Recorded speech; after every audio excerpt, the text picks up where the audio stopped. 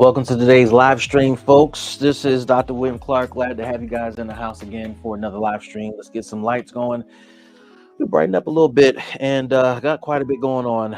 We're catching up on a number of things here and working on some tools for our customers. Need some batteries for my controller here. I thought I had a whole set.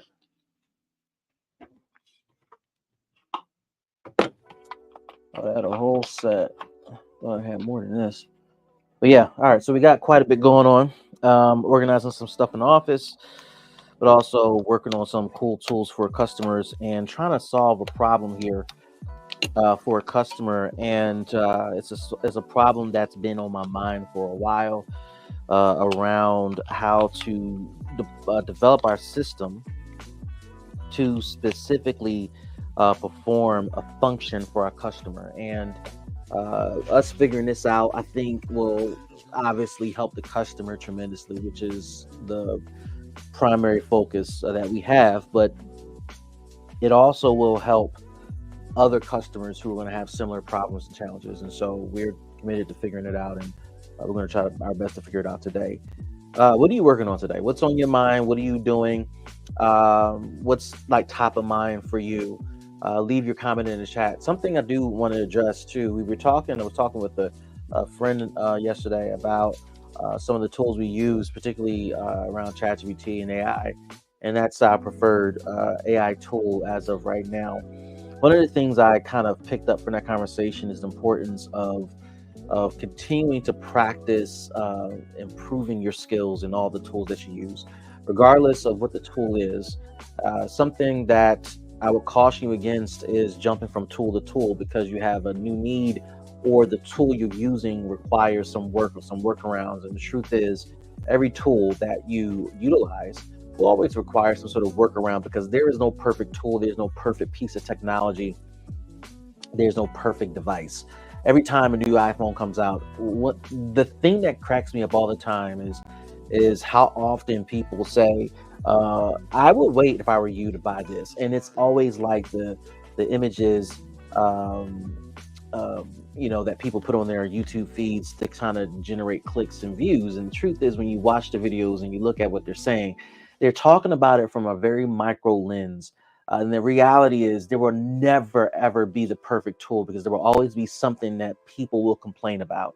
And so the work we do as servants to our customers is to be in pursuit of getting incrementally better over time, right? This is an ongoing process. This is not a process that happens overnight.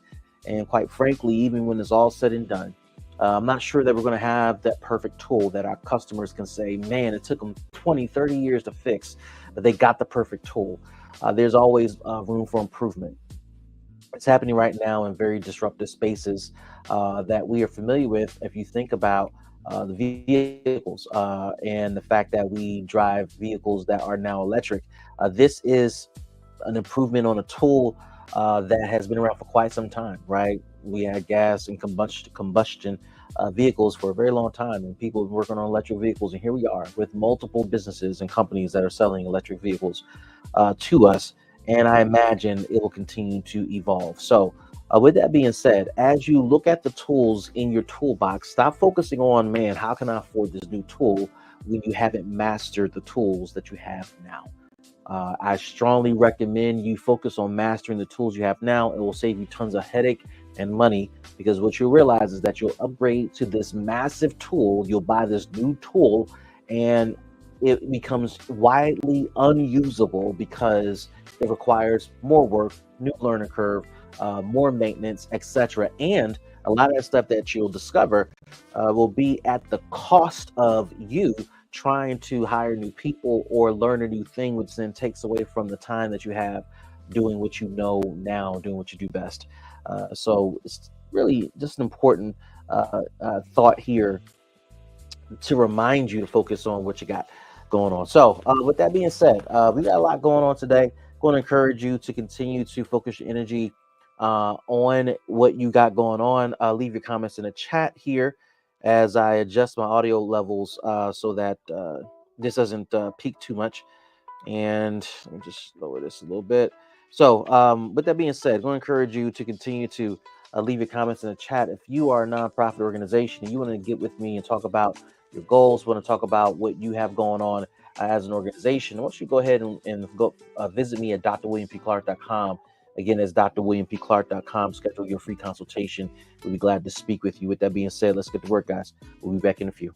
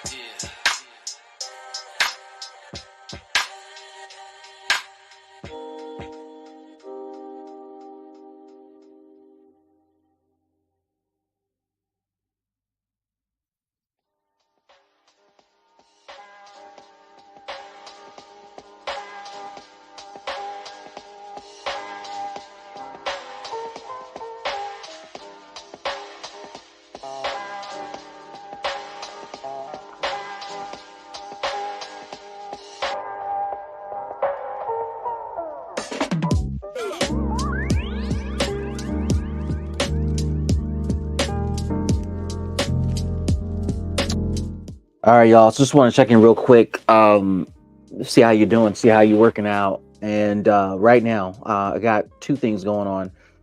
Going through some of the sales proposals the team has put together and sending them out. And something that we've talked about during our live stream is the power of teams. And so there's been some work that the team has done up to this point to get me in position to do my reviews and to get proposals out.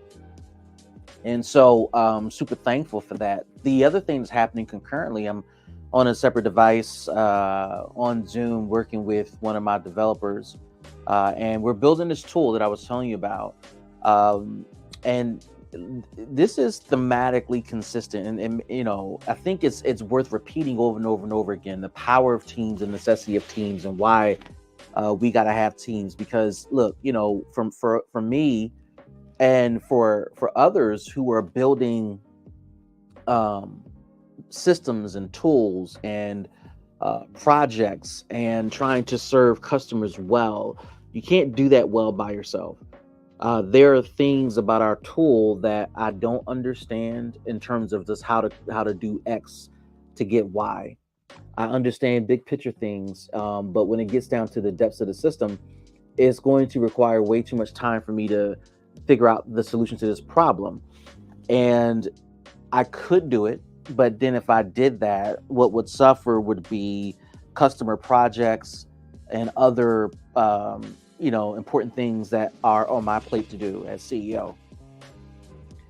And so it matters that you're thoughtful about similar things as you think about how to engage your customers successfully, and then how to work with your team to be successful engaging your customers. Now, as we do that, here's something to think about. Let me pull up this book because I know the name of the book. I want to give credit to the author because the book is powerful. It's epic. It's convicting. It is important to your journey. So Dan Sullivan and Dr. Benjamin Hardy wrote a book called Who Not How. It is required reading multiple times a year if you're a startup or you're in that growth phase. And that particular book speaks about the importance of choosing to solve a problem by selecting the right who can fix the problem, who is best suited to solve this problem, who is smarter than me to do this, who has the time to do this, who has the capacity to do this, who has the money to do this. The who matters so much. And this is critical in team development, team selection. This is also critical in your process and in your journey of identifying the who when it comes to revenue. Who's the right partner? Who's the right customer? Who is best suited for what I'm trying to accomplish financially? Who is best to work with as a partner? These things are critical to your success. And your ability to determine who is you solving the problem. Because what ends up happening, just like the scenario I'm dealing with, there would be a point where I would reach apathy, and I would reach laziness, and I would reach stagnancy. There's a word I'm missing, and y'all probably are saying it right now. Procrastination. There's a point where I would start to procrastinate, which creates apathy and stagnation and everything else. And that thing I'm trying to figure out would not get resolved. And then the time I wasted not resolving this issue then impacts the things I could have resolved because I'm smarter enough to do X, or I know enough to do this, or I have enough time to do this. And part of what the book talks about is, instead of allowing procrastination to become your kryptonite, let it be a prophet. For those of you that are not familiar with the term, a prophet is someone who speaks or forecasts what is to come. And let procrastination be a prophet to you that says, I feel, or I'm feeling procrastination coming along, or I know this is going to end up in procrastination, and I need to be honest with myself. So in either scenario, who should I work with to get X done? Some cases, it will cost you money. In other cases, it may not cost you anything, or there's a trade for this, for services, etc. And if it costs you money, we've talked about this in several live streams.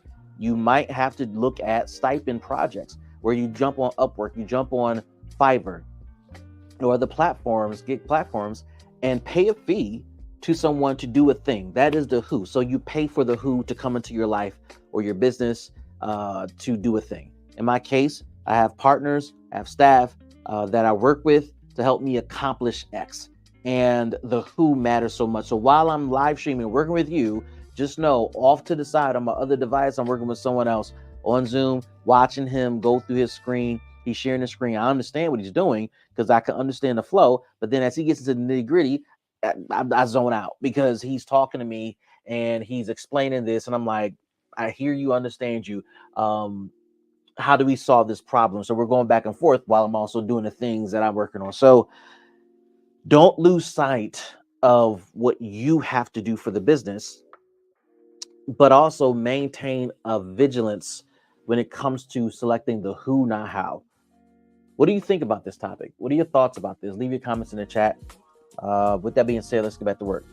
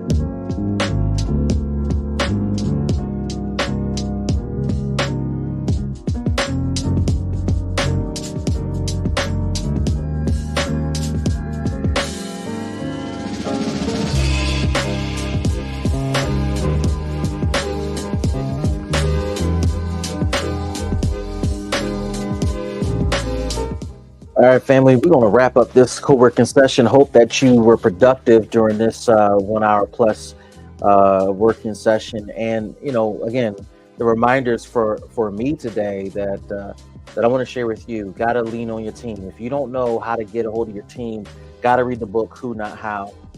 Some of our previous live streams breaks down some of the best strategies related to building a team. Want to encourage you to check those out. Because we go into detail, and perhaps we'll go into detail about that stuff again, because we can never state it enough. Sometimes we have to be reminded as entrepreneurs to let some stuff go. It is a constant process of letting stuff go. And I want to encourage you to build your team to help you do more, because you can work more than 40 hours a week if you have the capacity to multiply yourself. And I believe that you do. If you want to get a hold of me, you're a nonprofit, you want to talk about your capacity building project, specifically around strategic planning and fundraising, I want you to visit me at drwilliampclark.com. Again, drwilliampclark.com, and schedule your free consultation today. Folks, it was my pleasure working with you today. I wish you all much success. Peace, everybody.